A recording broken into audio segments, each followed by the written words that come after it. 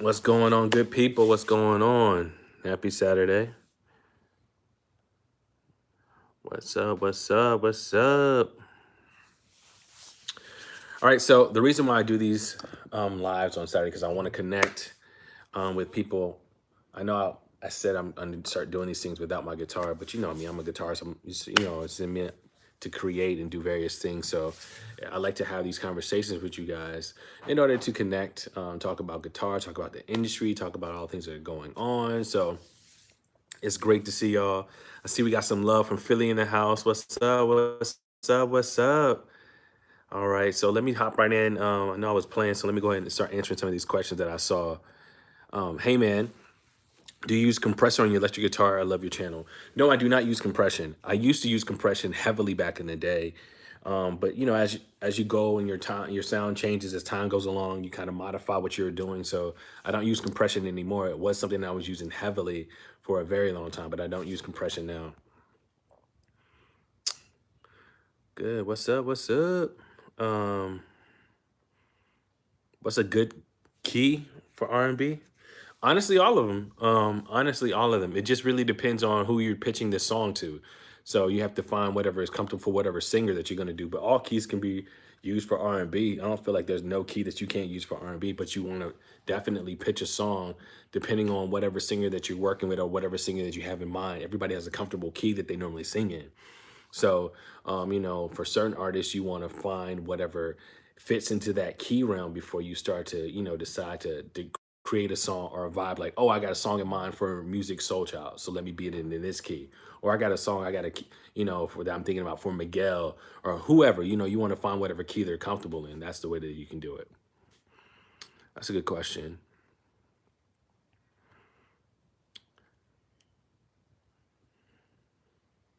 I put my axe down for a while. You helped me pick it back up. Thanks. That's what it's all about, Jason. I appreciate that, man. Appreciate the hearing that. Do. Can't see his hands. That was intentional. I don't want you to see what I'm doing. I want you to nah. I got myself on this tripod that's really kind of weird. So the way it was angled is so you can see my face primarily because I wasn't really going to play. But I got on early just to make sure that the Wi-Fi, because so many people are getting on the Wi-Fi just in general, it kind of bogs it down. So I wanted to do it like a test. And that's why I was like just kind of vibing out, kind of playing.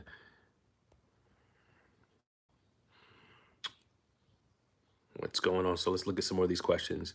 I watched your videos before, didn't understand a thing you talked about after years of playing and went back to your videos and everything you talked about before now makes sense. That's what it's all about. I'm glad to hear that. What's up from Haiti? What's up? What's up?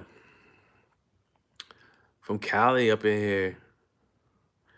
All right, let's look at some of these questions. It says, how do you go about finding your chord progressions it says, when there are so many different chords and variations to be used? So usually what I do, I'll pick out a key, right? And then usually I have an idea, like a melody that's already in my head that I'll just be like, what should I do? And then I may just decide because I form everything that I'm doing around the number system. That's the format that I teach that I'm always telling my students about. So I use that same format. So I might decide to be like, oh, this progression should be like, we should go maybe 4. How about if I do a 4-2, a 4-2-6 and see what that feels like? If it doesn't feel good, then I'm going to modify, I'm going to change. But I like the first 2 chords, but I'm going to try to find a 3rd chord or 4th chord that helps me kind of connect and tell the story. That's how I do it. Kerry's in the house. What's up? What's up? It says, do you ever use a guitar with P90s for R&B? Yes, I use plenty of guitars that use P90s. So this last tour that I did with Keanu Lede, my main guitar that I took out was a Jazzmaster that had P90s in it. So yeah, I definitely use a lot of P90s for R&B. It just depends on the tonality of the music. So when I'm choosing guitar to use, the guitar has to fit what is in the artist's catalog. If it doesn't fit what's in the artist's catalog, then I can't use that guitar just because I like that guitar. I'm really big and keen on tones. Like I want to match the tones that the producer produced a song or whatever songs that are in that catalog are in. If they don't match, then I can't just force a guitar to do it. I could play it, but tonal wise, it'll really mess with me because I'll be like, no, that doesn't sound right. That sounds more like a Strat, or that sounds more like a Tele, or that sounds like I got some P90 kind of vibes in it. So I definitely want to find whatever guitar has, matches the tones. Now, if I didn't have any other options, that's all I had, then that's what I got to do. You know what I mean? So it's a good question. Let's go back and go through some more. It says, how do you play out of key? Diatonics are too comfortable for me. I don't necessarily play out of key. Like I went back in my jazz days, I used to do that kind of stuff, but now I'm like, nah, because it's like I'm melodic, melodic, melodic, melodic. I'm preaching that 24/7 because that's what feels good. It says, how can I make music? How can I make learning music theory fun? You make it fun by like creating note cards and playing like it's a game. If you make it like it's a game, then you can make it fun. Morning, man. First live stream, but I've been peeping people on your channel all the time. Definitely changed the way I'm looking at playing. That's what's up, and expanding the way I look at writing original music. Thanks for, man. That's what it's all about. I'm glad that being inspired. Going through Kerry's camp now, your style is so dope, and I'm having a hard time keeping up, but wanting to get the most of my 7-day trials. It's a little overwhelming. Any help? The point of the 7-day free trial is for you to test drive it to see if it's something you like. Once you get into it, you can like there's like search buttons, there's certain recommended courses, there's certain recommended whatever, depending on what level you are. The point of the 7-day free trial is for you just to get a glimpse of like, oh my God, there's so much stuff in here. There's a lot of stuff, versus it being like you paying for something, or you deciding to be a part of this membership, and this part of this camp, this community, and you get in there and be like, man, this joint is whack. Ain't nothing in here. There's not a lot of variety. So the point of the 7-day free trial is to let you get in there, kind of like test drive it, not to get in there and like try to do everything. You can't do everything in 7 days. There's so much videos. Like we have well over 500 videos. We're always adding content. Like the stuff is growing every day. So in 7 days, there's no way in the world that you can get through 500 videos in 7 days. I could tell you like, I can't even give you like a roadmap that's going to help you do that. So it's just for you to look around and be like, okay, cool. They got courses on this. They got courses on this. They got courses on this. Oh man, I really want to sign up. So when I get in it, I can take my time and dissect it and work my way through it. All right, all right, all right. Okay. What are some of the mistakes that you've made on your journey when you're in the intermediate stages? Some of the mistakes is thinking that I knew the material better than I did, or thinking that that I had it. Like I know when you're in the intermediate phase, you feel like, oh man, I can just play, I can do whatever. And sometimes you get a little too cocky. And that was the biggest mistakes that I used to make when I was an intermediate player, and realized that, I got to really get in the woodshed because I don't know as much as I think I know. I'm not as far or as advanced as I think that I am. So I started making like mistakes with thinking I was too cocky, thinking I knew songs, thinking I knew how to play, and I really didn't. I had to really like at that particular phase, when you start to learn a little bit more, you start to know a little bit more in your palette, you got to really focus in on and be like, you know what? Either I have a choice to be, do I want to just stay at this level, or do I really want to apply myself and get to a better level so I can feel, like accomplished in knowing exactly what I'm doing, versus just kind of like going through the motions and thinking that I know something, and then I get exposed when I'm on stage, or, I get to a rehearsal and they're like, yo, play this, and I can't play it. That's what you got to guard against. Could you do a video demonstrating what a player should be doing after completing your beginner program? Um, I'm not going to do a video that demonstrates, because if you go through the course, if you go through the camp, you'll see like there's a natural progression there. And then you should start to like ask within the camp, like, yo, what should I do? You should start to look at different things in the community and ask in the community, okay, I've been doing this for a while. I feel I'm at a comfortable place. What's the next phases I should go to? Or there's intermediate courses that are set up to kind of introduce you to that. So that's already spelled out in Kerry's camp. Everything that you need in Kerry's camp is spelled out to the point to where it should show you how to progress, and you have the options of not just going through everything by the numbers. Let's say one day, if you're feeling like I want to learn scales, but tomorrow I want to learn how to do chord voicings, or I want to learn how to solo. You can pick and choose whatever you want, because as a creative, I don't just go down the road and just be like, oh, today I want to go down the numbers and just learn 1, 1, 2, 3, 4, 5. I might be like, I want to learn 5 today. I want to learn 3 tomorrow. Like, so you have the flexibility. So the courses are set up to where, like, if you're at a beginner and you're nearing the end of that road, you can jump right into intermediate, and there's enough material that'll have you to the point where you're going to really stretch yourself. It's going to make your mind go like bang. Like you're really gonna have to think and be like, oh man, I thought I was a little bit. I may need to go back and digest some more stuff before I decide to step forward. That's the point of the course. That's how I built it. Can you talk about altered chords? So the thing with altered chords, right? So it just depends. Um, what I like to do with altered chords is I like to take certain notes out, right, and add certain notes, and just see if how they rub, like chords rub against each other, and see if they work really well, depending on the voicing of everybody else that's in the band. At the end of the day, I'm always thinking about how to be more mindful in what I hear, because my ears are my eyes. If it doesn't sound good, then I don't know the direction that I'm going. So I'm always trying to make sure that regardless of whatever kind of chord voicings that I decide to use, alter chords, dominant chords, major seven, minor sevens, flat fives, all these different things, I want to make sure that it sounds and it feels good. If it does not feel good, then I'm not going to do it.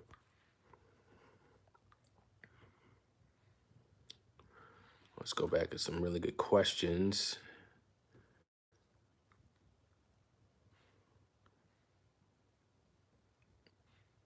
Okay. Do you think chords or melody should come first? It just all depends, man. It all depends. It all depends. It depends on how you're writing the song. What do you hear in your head? Sometimes I have melodies first. Sometimes I have chords first, and I try to form a melody out of that. It just depends. Everything is different. There's no like one way to do it. Is the relative minor the go-to when figuring out the minor pentatonics to use? Uh, yes, as a fail-safe. I say a fail-safe because if you don't know anything else where to go, the relative minor definitely is a cool place to kind of dig out the minor pentatonic.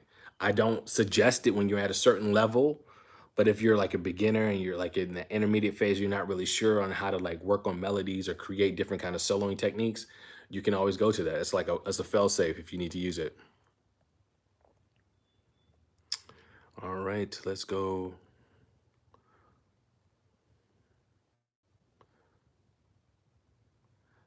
I've tried to check out Kerry's camp and have yet to get a response. All right, so if you go to carriescamp.com, you should get a response. Or if you email support at carry2smooth.com, you should get a response. I don't, so like I understand, people are say that they have issues. Nobody's had any issues that I've dealt with. So either you got to go back and email support at carry2smooth.com or go to Kerry's camp, KERRYSKAMP.com. All right.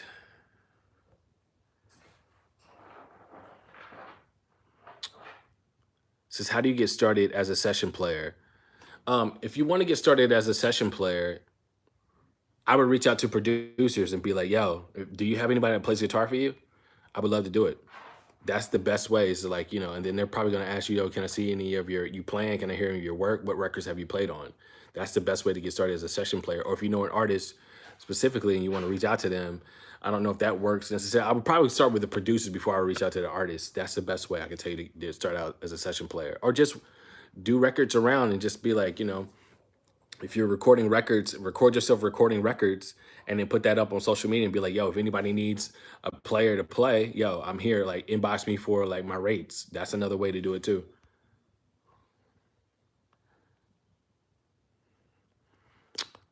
All right. I really like how PR sounds. Dope. PRS versus Fender preference. Um, I would have to go with right now. Um, I would say Fender because I like this particular setup, and only if it's a Fender. The thing about Fenders that I do not like is sometimes they're inconsistent, right? You could find a great Mexican Strat, and then you can go find an American Strat, and they don't necessarily feel the same. Sometimes the Mexican Strat feels better than the American, or you can find a good one. If you find a good solid Fender, then it's great. I particularly like the HSS setup, but I don't like the stock pickups that come in Fenders. So I like Lambert tones. So I usually gut whatever guitar that I get. Now, mind you, I have a PRS and I have a Fender. Right now, the tones that are in my head and in my mind whenever I like to play are more Fender tones. If I need to go to a PRS, then I can dig in and get one. But PRS has better craftsmanship because their attention to detail is second to none. So you have to talk about price points, just depending on how much you want to pay and then depending on what kind of PRS you want to get, because there's a lot of different models that you can pick from, you can kind of choose. So I would say PRS, if you're looking for the versatility, you're looking for the craftsmanship, and you're looking for something that's a definite workhorse, yes. Now Fenders is more of a niche, kind of like this is what you want to do, this is what you're looking for, and not saying that PRS doesn't have offer a Strat style guitar that is comparable. I'm just saying like I love the way a Strat feels. You know, saying when I'm playing. I'm trying to make sure I get majority of these things.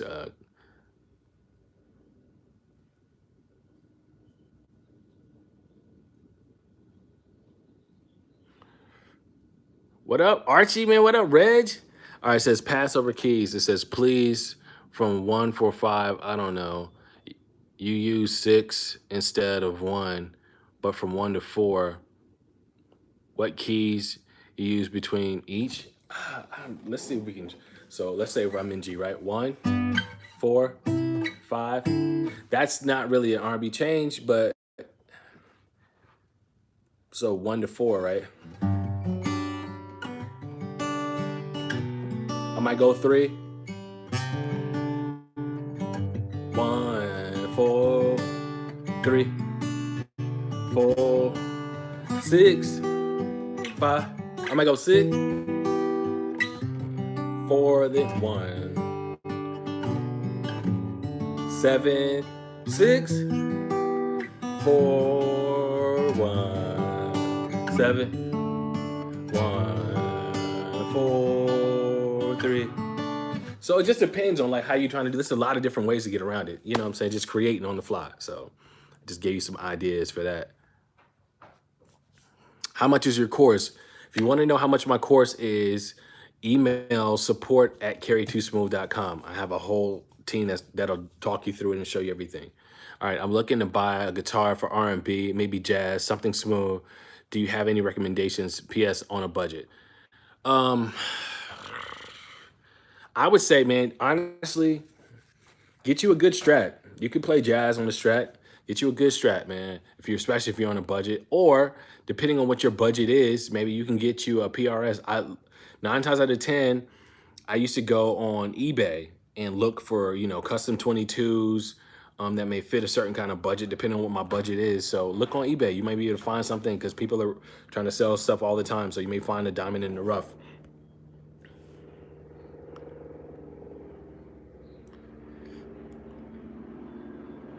All right, what's your opinion on Harley Benson for R&B? I don't know who that is, so I can't give an opinion. I'm sorry. Best style to start with. Reg, best style to start with depends on what you're trying to play. I mean, the best style to start with is the stuff you want to learn how to play. I can't say, what is the exact best style to start with. For me, I would tell you like R&B is the best style to start with. And then from there, you can get into singer-songwriter. From there, you can get into pop. You can get into gospel. I mean, they're all like kind of in the same. They're all interwoven because it's just how your approach is. Like I was doing this song like a few minutes ago, right? So these are like singer-songwriter chord. That's all singer-songwriter, right? I'm in the key of G, right? So, but if I want to go R&B,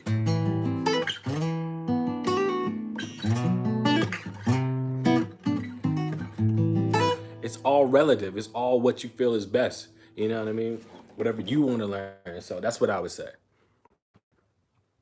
All right, let's dig back in. These some good questions. This is the problem I have with you is that you have a manual, but in your emails, instead of an auto fill in, it works for me. Joe, I don't understand what you're trying to say. All right, it says, hey, Kerry, have you tried combining other genre guitar techniques with your R&B? Yes. For example, playing funk style palm muted single notes here and there. No, so I've done that, right? So if I'm playing certain kind of songs, certain kind of styles, I would definitely cross-pollinate different genres. I'm not going to incorporate funk per se in R&B tones. Like for a lot of the artists that I play for, if the music does not call for that, then I can't do that. Regardless if it feels good to me, I can't do that, right? So there's certain songs that I can kind of get away with cross-pollinating like, certain kind of genres in there. But I'm really trying to be as authentic to whatever the song is because the artist wrote the song for a specific reason. Now, if I'm just vibing, then yeah, I'll do whatever I want to do. But if an artist wrote a song and wants it a specific way, they're hiring me to play that specific thing, not to get in there and just kind of create and be like, well, I'm too smooth. That's what I'm doing. You know what I mean? Like that doesn't work. So you have to be careful whenever you're playing for an artist or you're playing a specific song, not to get so creative that you get away from the authenticity of what that song is.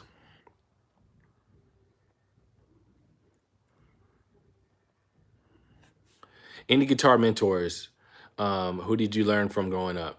So the guys I learned from growing up were like the guys at my local church. And then I went to high school, and I was in high school, I learned. And then from there, when I was in the Army, I started to kind of just grab nuggets here and there from various guitar players all over the place. Um, but some of my guitar mentors, I could say like people like Eric Walls is somebody that I looked up to. Tim Stewart, some guy like somebody that I worked out with personally. Kevin Wilson, I worked out with personally. Um, there are a lot of different guitar players that I looked up to that I've worked out with. And then you got guys like, guys that I consider that are peers and friends, like Chris Payton is a good friend of mine, Justice West. Um, I've got a chance to listen to Agape and even get a chance to kind of work out with Isaiah Sharkey, J-Mo, who else? I mean, Mark Lettieri. There's a lot of great guitar players that I've gotten a chance to. Jubu Smith. I've had Jubu play my guitars, you know what I'm saying? Like use my equipment. I got a chance to work out with Jubu Smith. So there's a lot of great guitar players that I've gotten a chance to kind of touch and I'm connected to.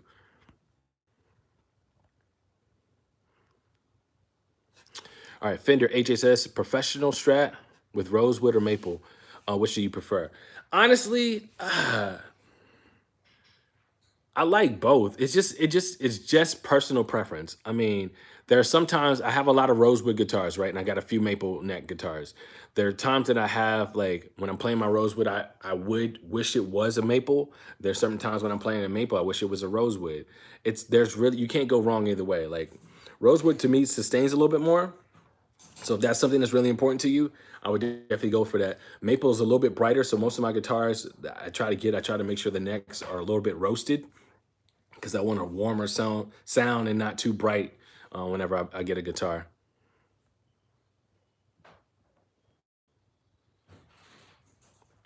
This is how would you play pop? Play it authentic. I mean, it just depends on like so the song is like 4, 6.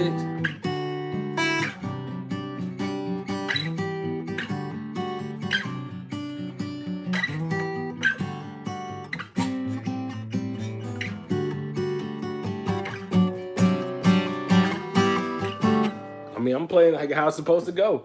I mean, if you go watch any of the Jason Derulo videos, live at Isles of Malta, live in Malaysia, you'll see me playing pop with one of the biggest international stars. I mean, I play pop authentically. That's what you got to do. You play the chords that you hear in the music, you know? What's up? What's up? How are you doing? When you think in creating nugget melodies to connect chords, what are your thoughts in the process? When I'm thinking about creating melodies to connect the chords, so when I'm thinking about creating melodies to connect the chords, so let's just say um, I'm in C, right? So I might play a chord progression. Dun, dun, dun, dun. So I'm thinking of the. So then I'll go to 3. So I'm playing 6.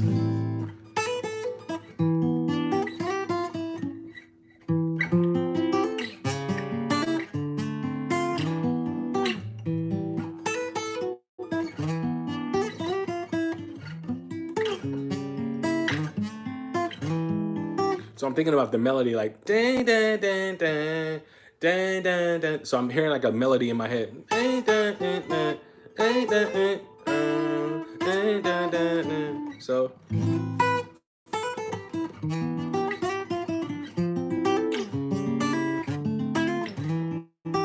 all I'm doing is I'm following the numbers that are in the scale. So I'm going from a 6, I'm gonna go to a 3, then I can hit that 4. I know as been doing this a long time, I know I can hit that flat 2, that diminish, go to that 2 chord, and then go back to that 3. So I'm thinking about the melodies. I know like how I want to sew it in between. I want to create the melody so that way it ties them all together.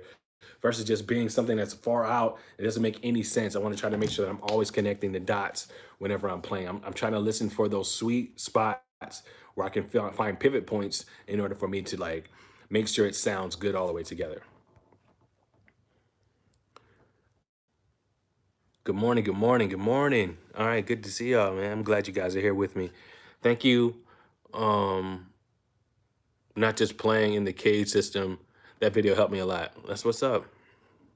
It says, when is the best time to use a diminished chord, or can you use it too much? You can use everything too much. You can use everything too much. The best time to use a diminished chord is when there's space and available to use it, when it makes sense in the music. You just don't whip it out whenever. So that progression that I just did, right? So if I was playing without any kind of licks,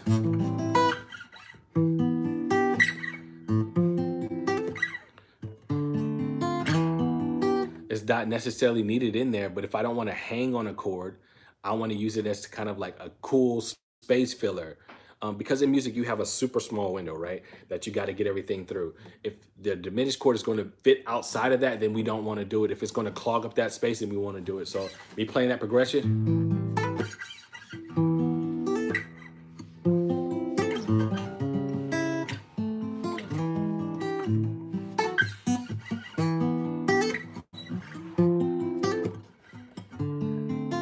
So you see when I don't do it, there's still a space in there where I can fit it in there, but I want to make sure that the phrasing and what I'm doing with the spacing with the chords feels good, because what I want to do is I want to tell a story with my chords. I don't want to get all in the way, but like, oh, he does a diminish every single time. A diminish is on purpose. It's meant for a certain specific reason. So yeah, yeah.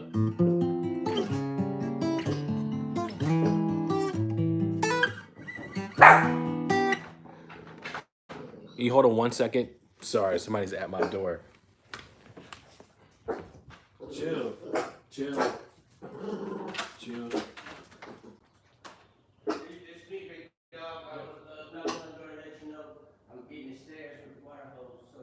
Okay, cool.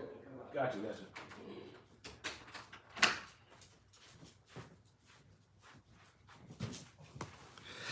Sorry about that. They're cleaning the stairwell, so they wanted to make sure I didn't come out and kill myself. All right, so as I was saying, like when I'm playing, I want to facilitate the story. So the whole point is not to use a diminished every single time, right? So maybe the first time I go around, I don't do a diminished. The second time I go around, it's about placement. So that way, in the progression, number one for me as a guitar player, I don't want to get bored in the music and find myself just doodling, but I want to have creative, cool ways in order to like to connect the dots and make it still sound musical. So I'm like, the first time, play it straight. Next time, I go do diminished.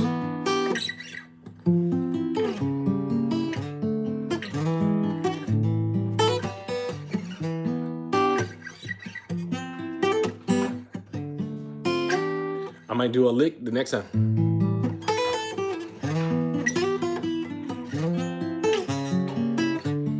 So I played it 3 different ways so that one, I'm keeping myself engaged in the music that's going on, but it's still musical enough to where I'm not like getting away from the presence of the song. It's really important that when you're playing this stuff and you're deciding what you want to do, that it fits.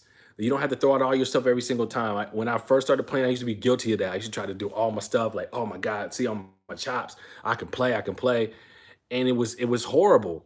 I mean, to me, it sounded good.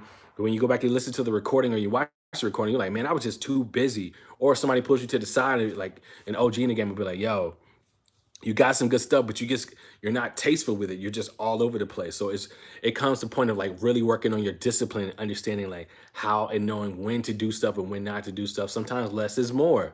Knowing like, okay, there's nobody in that space. Let me jump in and put a little something on that. All right, the next time we go through, I'm not going to jump in that space, allow it to breathe or let somebody else get in there. It's really about the discipline of knowing when and how to do stuff. Let's go back and look at some of these. Good morning, good morning.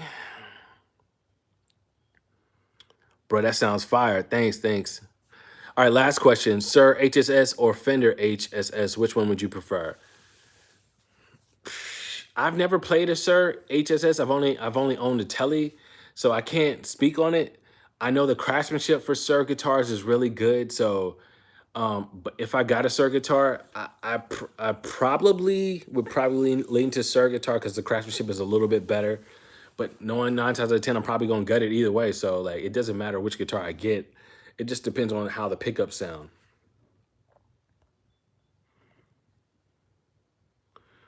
Okay. Again, I own a semi-hollow body with humbuckers, and I need a single coil axe. Um, I'm hearing those clips, and I'm falling in love with the Jazzmaster. How different is the Jazzmaster from a semi-hollow tone? Jazzmasters have P90s. P90s are like, so the thing when it comes to guitars, you have the thing about woods and you have the thing about the pickups. The pickups are like microphones. So P90s are a lot different from a semi-hollow body. A Jazzmaster is completely different in tonal wise. A Jazzmaster is essentially, to me, it feels like you have two guitars in one, right? So if you're looking for a single coil guitar, I would not go with the Jazzmaster. I would go with more of a Strat style guitar, because I mean, that's just my personal preference, what I would do. All right, stores don't have any in my country, so my only option is to buy online. Yeah, you could buy online. What I would do if you're going to buy something online, try to go on YouTube and listen to the reviews of that particular model of whatever you're trying to buy. And what I try to do is I don't listen to people that can play it the best. I try to listen to people that don't really know how to play. And if it sounds good in their hands, then I know because I play at a certain level that it'll sound good in my hands. I'm trying to look at enough reviews to make sure that, that they're talking about they like how it sounds or it sounds good or how does it sound with overdrive, how does it not sound with overdrive. I try to do it all my due diligence before I decide to pull the trigger on a guitar or whatever. Says, when did you start loving the process of learning the guitar instead of the results? How do you stay motivated? I was just so hungry. So I've always loved the process. I'm always so hungry. If you find yourself trying to be motivated, take a break. It's okay to take a break. You don't have to sludge through and just try to get it. This thing can be really overwhelming because there's a lot of different things you can do with it. So break it up into small pieces, make it easily digestible, and then have realistic expectations whenever you're playing, so that way you don't feel overwhelmed whenever you're doing whatever you're doing. Okay. Is it worth to get a silver Scott? I don't know. I played the John Mayer PRS once. I haven't lived with it enough for me to say, is it worth it? I don't know. I can't tell you yay or nay. I see a lot of people playing it. I've heard a lot of good reviews about it. I physically have not had it in my hands long enough for me to be like, oh, you should definitely get this. Unlike I can tell you this, like this Taylor guitar, this particular model, you should definitely get this. This is what, the 714 CE. I put my name on this. Like, this guitar is probably one of the best acoustic guitars I've ever played. I can do that, but I have not played the Silver Sky enough for me to be like, yo, that's a guitar you should get. What do you think about Orangewood guitars? Orangewood is really nice. It's like, so if you're on a budget and you're trying to play within a budget, like, it's good. Like the last tour I did with Keanu Lede, I used the Orangewood guitar. So like, it definitely gets the job done. The difference when it comes to like guitars at different manufacturers, depending on the brand, the quality, you have to think about, like, if you're going to buy a Chevrolet, which is a nice car, or you're going to buy a BMW. They're both nice cars, you know what I'm saying? They're, brand new or whatever, but they offer a lot of different kind of features. That's the thing you got to start thinking about. It says, how do you get the most out of the practice sessions? I'll be all over the place. I find myself a lot of the time just playing the stuff I know really well. So if you want to get the most out of your practice time, don't just play the stuff you know very well. Obviously, practice time is for you to just try to stretch yourself. So like, start structuring out your practice. So let's just say if you practice for an hour, tell yourself or write it down like, yo, for the first 30 minutes or the first, 10, 15 minutes, I'm going to practice scales that I'm not used to doing. So I might practice like the diminished scale, or I might practice the minor pentatonic, something that I'm not good at, and then practice patterns, practice like different kind of riffs. Then I'm going to go to practicing like chord progressions. Like, force yourself, like, structure your practice regiments so that way that you're not always just playing the things that you like. If you don't structure it, you're going to kind of go back to what's comfortable. You're going to go back to things that are super comfortable for you.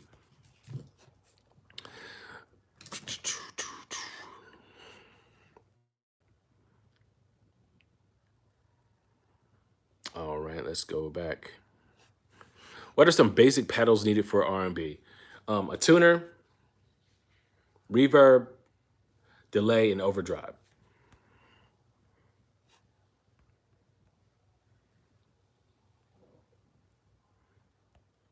All right, let's go back and look at some more of these different questions. You guys asked some good stuff.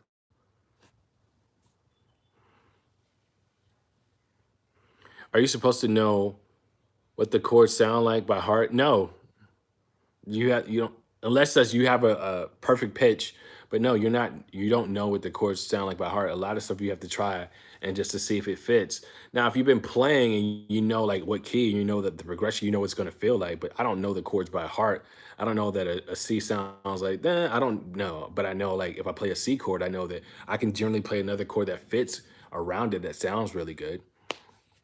Which one of your courses should I start out with first? If you sign up for my course, there's a tab that you can go, and then I have tabs for if you're a beginner, if you're intermediate and advanced, like suggested courses that you should look at. So if you're already a member of Kerry's Camp and you look in there, then it should tell you. For those that are not members of Kerry's Camp, if you're 18 years of younger, you should definitely ask your parents before you go to the site. If you're 18 years and older, you should go to the site. It's kerryscamp.com. It's KERRYSKAMP.com. Go to the site, try it out for 7 days, test drive it, see if it's something you like, and then you can join it and become a part of Kerry's Camp. Now, once you're in the whole thing of Kerry's Camp, we have everything laid out for you that tells you exactly like these are suggested courses that you can start with. Or if there's a search tab, if there's something that I want to learn how to do this, I want to learn how to do this, I want to learn about this, you can just go to the search tab and it'll tell you everything you need to learn. All right. What endorsements do you have? Love from Poland. All right, so I have an endorsement with Taylor. I have an endorsement with LSL Guitars. I have an endorsement with Vertex Pedals. I have an endorsement with Merino Cables. I have an endorsement with Orangewood Guitars. I have an endorsement with Iconic Guitars. I have an endorsement with, I used to be with Gopherwood. And I think that's it. Honestly, yeah, honestly, I think that's it. I can't think of anything else offhand right now. And then different ear, so I'm endorsed with Me Audio, and I'm also endorsed with Empire Ears. You trying to give me a guitar for free? Oh man, no, no, no, no, I can't do that. Can't do that. Man, congrats on the baby, man. Thanks so much. I appreciate that. What do you think about Khalid and his music? I know the band, man. So like, I think the band is dope. I've played a few of his songs. I don't really, cause that's not the artist that I play for. So I'm not really that focused on what they're doing. So I don't have an opinion one way or the other. But I know the band, like, so I'm cool with the people in the band. I think his band is super dope. All the live arrangements that I've seen, like, I haven't seen the full complete show, but like the stuff they did for Coachella, was like hella dope. So like, I think that that's cool. You play jazz. I don't play jazz like I used to. I used to play jazz primarily in this group called On Purpose for years, but I mean that I've let that go because I'm already mainly focused in on R&B. That's really what I do. Says, when did you get your custom Supreme Strat from? I did it myself. I I didn't get it. I did it myself. What electric guitar would you recommend for an intermediate player? For an intermediate player, I would say get more of a higher end Strat or get more of a higher end PRS. It just all depends on your budget. That's the biggest thing. It depends on what your budget is. I tell any person, if you got the money to go get it, go get it. You know what I mean? What up from Chino Hills?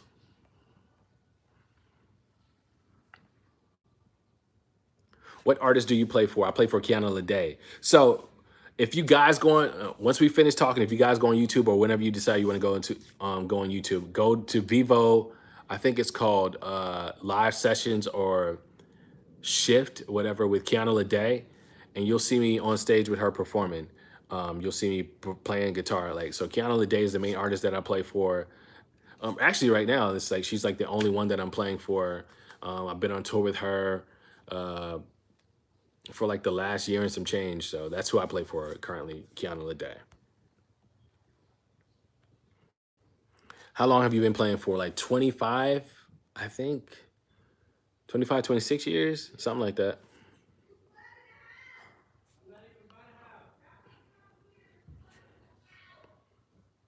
What are you working on personally?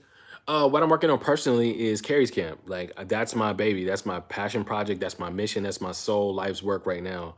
Nobody's touring. Nobody's doing anything. I'm putting all my focus specifically into teaching the next generation of guitarists. Doesn't matter if you're a beginner. Doesn't matter if you're intermediate or advanced. That's my main focus is teaching the next level of guitar players, getting them ready so they can play this thing without any restrictions. Where were you stationed in the Army? I was stationed in Fort Benning, Georgia, and I was also stationed in Baumholder, Germany.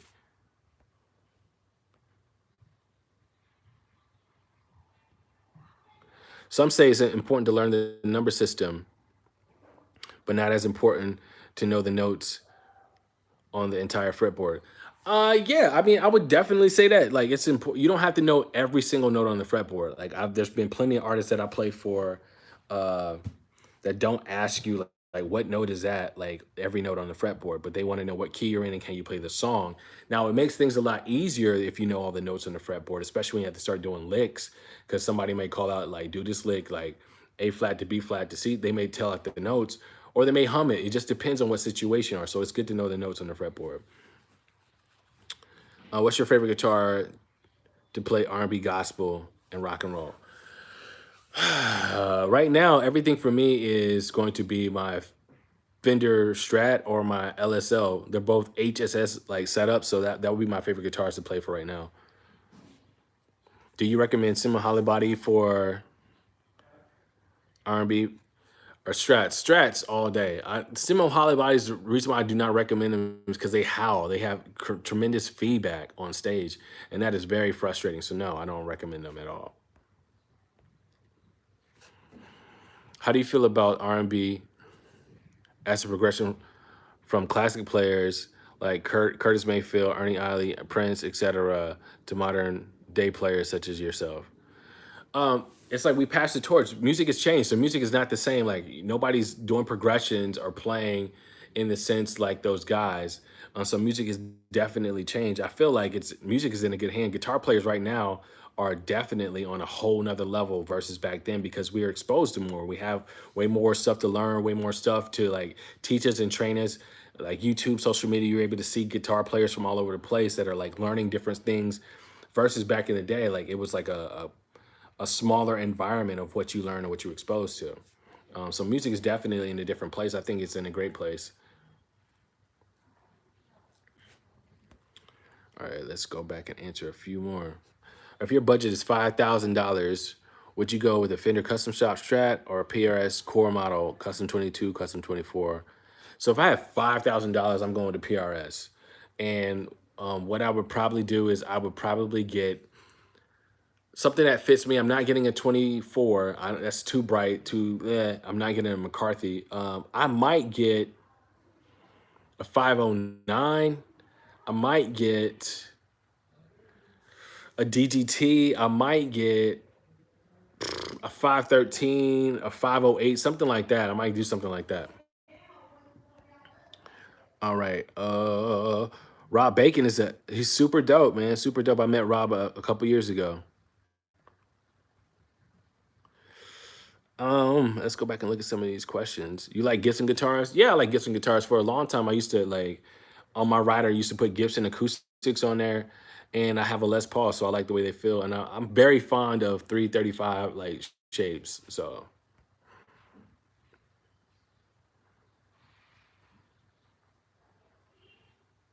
let's see, let's see, let's see.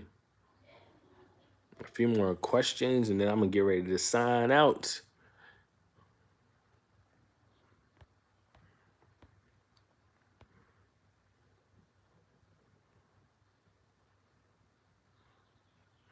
All right, I'm learning jazz at the moment. I'm just asking how much does jazz complement R&B? Jazz complements R&B very well. A lot of chords that I use are jazz chords. So yeah, it definitely does. It's just the approach on how you play the songs. You know what I'm saying? Like for me, minor 11 chords is not an R&B chord, but I like the way they feel.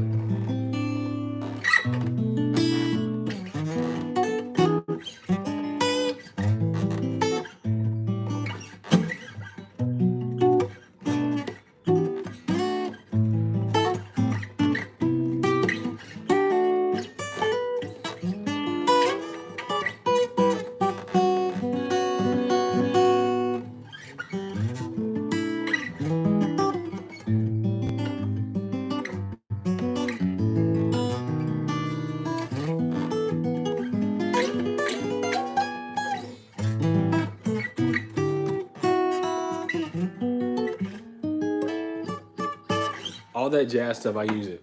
You know what I mean? So I think that's cool. How often do you change strings? It just depends on how aggressively I'm playing a guitar. It says, what practice tips to improve melody writing? Hum it, just hum the melody in your head and then just practice on doing certain chords. Or if you force yourself to like just like loop 2 chords.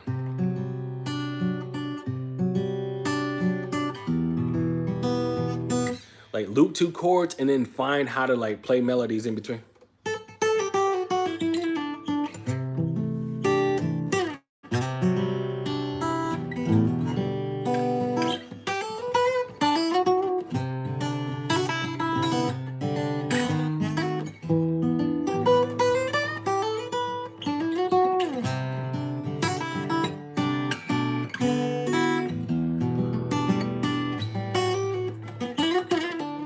Yeah, just get you 2 chords, loop 2 chords, and then try to find melodies in between those 2 chords. All right, I'm gonna take a few more questions and then I'm gonna go. Have you ever talked to Tim Pierce? No, I've never talked to Tim Pierce. How important are licks? It just depends on if that's your role as a player or if the artist wants them or the producer, whoever you're working with. That's when it gets serious. All right. What's a good book to learn R&B chord progressions? I don't recommend books because books don't give you real-time feedback, or you can't hear somebody. Everything from a book is cool, but some people are more visual learners, especially when it comes to music. So I suggest, I tell people all the time, and I have the #1 R&B site that's going to teach you how to play. So go to kerryscamp.com. That is KERRYSKAMP.com if you're really trying to learn how to play R&B. And you can have me that will show you how to play. And my resume, and I'm only saying this so that way you know that like I'm legit. I mean, I've played from the likes of Jason Derulo. I've worked with the Black Eyed Peas. I've worked with Tori Kelly. I've worked with 2 Chainz. I've worked with Ty Dolla $ign. I worked with Kiana Lede. I've worked with Michelle Williams from Destiny's Child. I've worked with Chrisette Michelle. I've worked with Shantae Moore. I've worked with Lettucey. I've worked with a lot of your industry's great. I've even done stuff produced for Jacquees. I've done stuff. I've produced some stuff for Tank. Like I'm telling you. So if you're really trying to learn how to play, and I'm not trying to throw shade at anybody else, there's a lot of great teachers out there. But if you come to my site, nobody's going to teach you the way that I'm going to teach you to make sure you're straight, the way you need to be straight on guitar. I promise you, I put my work against anybody's work because I know how I take this seriously. This is not just some haphazard thing I'm trying to do to get through COVID-19 or whatever. I'm not one of those guys. I've built this thing from the ground up for years, and I'm constantly working on it, and I'm constantly getting better because it's a huge passion for me. Because I told myself once I got to a place that I was in my career that I can validate who I'm playing for and what I'm doing. I want to give back.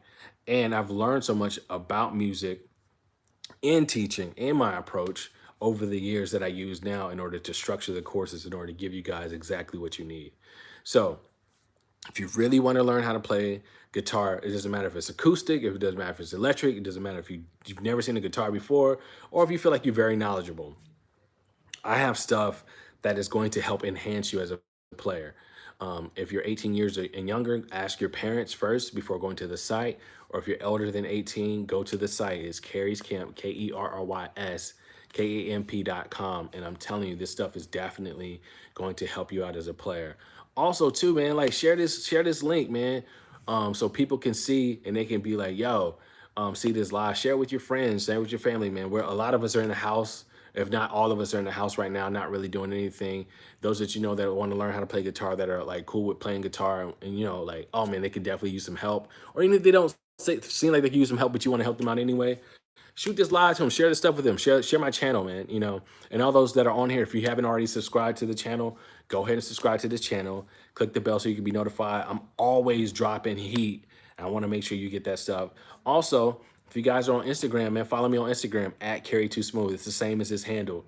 I'm dropping videos on there every day. Sometimes I do little funny videos. Sometimes I do like, you know, videos of me just shedding or whatever.